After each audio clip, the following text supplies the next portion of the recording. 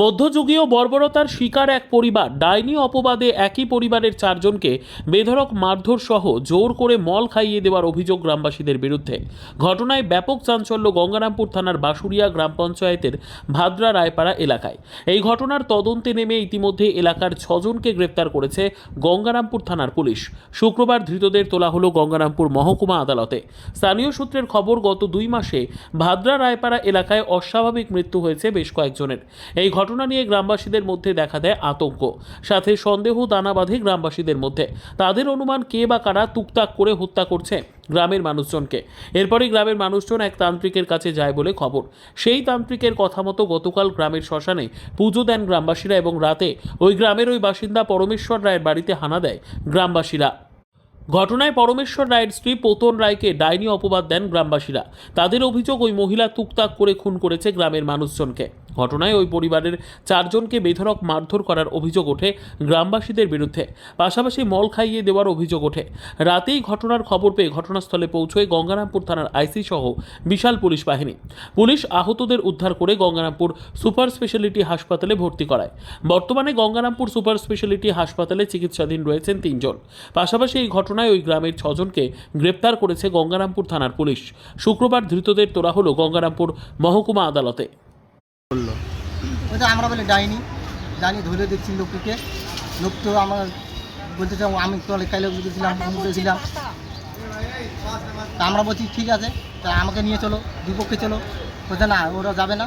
ওইভাবে ওরা বলি কোথা থেকে কালিয়া বই থেকে সন্ধ্যামূলক ধরতেছে, তো ওইভাবে হয় না। আমরা বলছি চলো, যেখানে যাবো আমরা সেখানে যাবো।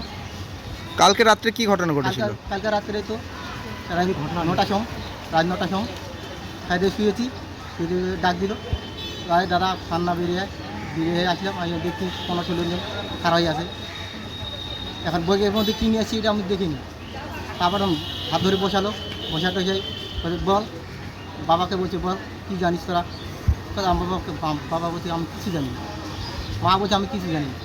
তুমি বলে আমার ছড় হাত দিচ্ছি মাথায়, না ওগুলো হবে না, তোর সঙ্গে কী আছে বল, কী আছে লোক।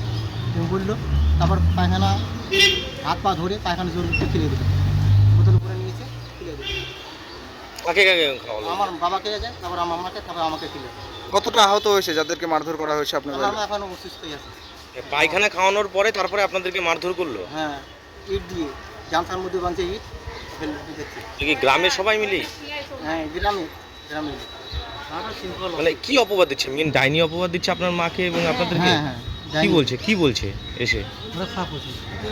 বলেন। হ্যাঁ, আমরা তো বলছি যেখানে নিয়ে যাবে আমরা সেখানে যাবো। ওরা দিতে চায় না আমাকে নিয়ে, ওইভাবে হবে না। আপনাদেরকে কি অপবাদটা দিচ্ছে? অপবাদ কি দিচ্ছে মানে কি অভিযোগ তুলে মারধর করলো? ওই তো ডাইনি বলে, ডাইনি ধরে দিচ্ছি লোককে। মানে এই অপবাদটা কেন দিল? গ্রামে কি কেউ অসুস্থ হয়ে পড়ছে বা কি কিছু হয়েছে? মারাটারা গেছে এর মধ্যে? লোক তো মারা গেছে, কালকেও মারা গেছে, অসুস্থ ছিল, কালকেও মারা গেছে। কতদিন ধরে এরকম মারা যাচ্ছে এলাকায়? মোটামুটি সপ্তাহখানে হচ্ছে। কতজন মারা গেছে এখনো পর্যন্ত? 7-8 জন অসুখে মারা গিয়েছে। কতটা আতঙ্কে রয়েছেন এখন? এখন তো বিশেষ আতঙ্কে রয়েছি আমি। পুলিশকে জানিয়েছেন বিষয়টা? হ্যাঁ, জানি। কাউকে কি আটক করেছে? না, এটা আটক করে বাড়ির লোককে। আপনারা কি চাইছেন? আমরা তাই বাঁচতে চাই। জানি ব্যাপারে তুমি গ্রামের লোকে তো খাচ্ছ, ইয়ে করছো, মারি করছো, আর আমার বোন তো কিছু জানে না। আমরা তেল পোড়া জল পোড়া কিছু জানি, আমরা সাদাসিদের লোক। আর আবার মাঠে ঘাটে কাজকাম করি, গ্রামের মেয়েরা নিয়ে কাজকাম করে বোন। আর আমিও বোনের বাড়ি গেছিলাম, কাজকাম করতেছি। আমরা গরিব লোক, হ্যাঁ, কাজ করে খাই। বোন যায়, এই ছেলেটা যাই ধান কাটতে যাই, আবার ধান কাটতে যাই, হ্যাঁ, এই করে ওদের বলছে ওদেরও সাথে তুই আসিস, ওরা বোধহয় আসে। এর মধ্যে কি ওই গ্রামে কেউ মারা গেছে এরকম কিছু শুনেছেন? মারা গেছে তো পরশু দিনে কোন দিন জন্য মারা গেছে। কি করে মারা যাচ্ছে? অসুখ হয়ে মারা যাচ্ছে, কিন্তু সন্দেহ করছে যে আপনার বোনরা পুরো টুকটাক করছে। হ্যাঁ, ওরা মানে ও যা মাখানের বাড়ি যাচ্ছে, তা আমার বোন করছে, আমি ছেলের মাথায় হাত দিয়ে বলছি আমি কিছু জানি না, তোমরা কোথায় নিয়ে যাবা, আমি যাব। তোদের দুটো ভালো গ্রামের লোক, আমিও গ্রামের ভালো লোক নিয়ে কোথায় মাহান আছে, যদি হাত ধরে তুলে দাও তো আমার বাঁচার জন্য আমার ওখানেই নিয়ে যাবো। আমার বোন বলছে ওরা কোথাও নিয়ে যাবে না, ওদের কোথাও নিয়ে যাবে না। কতটা আহত হয়েছে আপনার বোন? হ্যাঁ কি অবস্থায় আছে এখন আপনার বোন? আপনার বোন কি অবস্থা হয়েছে এগুলো একদম দাঁড়িয়ে, দাঁড়িয়ে, উঠে দাঁড়িয়ে। দাঁড়ান, উঠে, হ্যাঁ বলুন। এগুলো একদম ফাটিয়ে দিছে, তারপরে মুখে ঘুরে দিছে, তারপরে এগুলো মাঠে করছে, যে বুকের মধ্যে এরকম ঘুরে দিছে, তারপরে কি দিয়ে মেরেছে? মানে ইট গামছা দিয়ে বাঁধিছে, মেয়েরা সব চুলগুলো ধরছে, মেয়ে ছেলেরা ধরছে, যাইয়ে গোডাউন একটা ঘরে আছে, ওই গোডাউন ঘরে নিয়ে যায়, কিছু কিছু খাইয়ে দিয়েছিল এমনিতেই? গু খাওয়াইছে, বোতলে করে গু খাওয়াইছে। কি চাইছেন আপনারা এখন? আমরা যেটা ভালো হয় সেটা চাচ্ছি। এরকম হঠাৎ করে জ্বর হয় বা মরে যায়, এরকম করে আমরা কই এরকম করে গ্রামের লোকগুলো কেমন মারা যায়, আবার তাড়াতাড়ি কেউ আবার 3 দিনের জ্বরে, আবার আমার নিজের শাশুমা মারা গেছে 3 দিনের জ্বরে, আবার কেউ আবার 2-3 দিনকার জ্বরে এরকম করে জ্বর, বা কেউ আবার হঠাৎ করে, মানে সৎ কাজ নাই ইয়ে হতো এই আর কি, সাধ্য শান্তি না হতে? হ্যাঁ চাঁদা শান্তি না হতে, গ্রামের মানুষের মাথা চুলে গেছে। হ্যাঁ, তারপরে মানে এরকম করে অনেকজন মারা গিয়েছে। হ্যাঁ হ্যাঁ, আচ্ছা, তা আপনাদের কি অনুমান? এইভাবে কেন লোকগুলা যাচ্ছে, একটা সন্দেহ আসবে না হ্যাঁ, গ্রামে যদি এরকম হয়? তখন তারপরে পারে এইভাবে এরকম করে লোকগুলা মারা যাচ্ছে, তখন তাহলে একটু বুঝা করা যায় একদম ওজার কাছে বা তান্ত্রিকের কাছে, কেন এরকম হচ্ছে কি গ্রামটা। সেভাবে তখন বলে কি তোমাদের লোক, এই তোমাদের গ্রামের 2-3টা লোক আছে যে এরকম তুলসী বা ইয়ে নিয়ে আসে লাগাই দিচ্ছে, মরে যাচ্ছে, তুলসী লাগাই দিচ্ছে এরকম।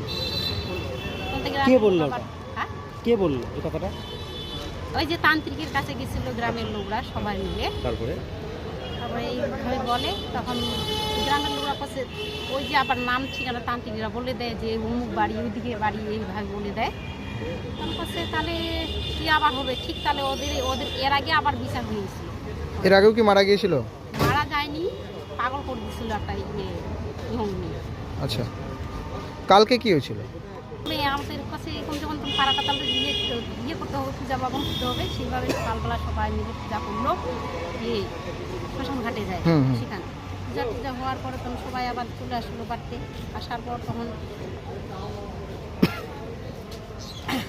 তখন সবাই আসি আবার বাড়িতে, তখন কেমন করে যে হঠাৎ করে গন্ডগোল লাগলো আমিও বলতে পারবো, আমি তো আবার ঘুমাই গেছিলাম, তখন পরে শুনতে পাই, তখন গেলাম। ওদের বাড়িতে কি যে তখন করেনি, মারধর করেনি, তাই ব্যুরো রিপোর্ট, উত্তর বাংলা সংবাদ।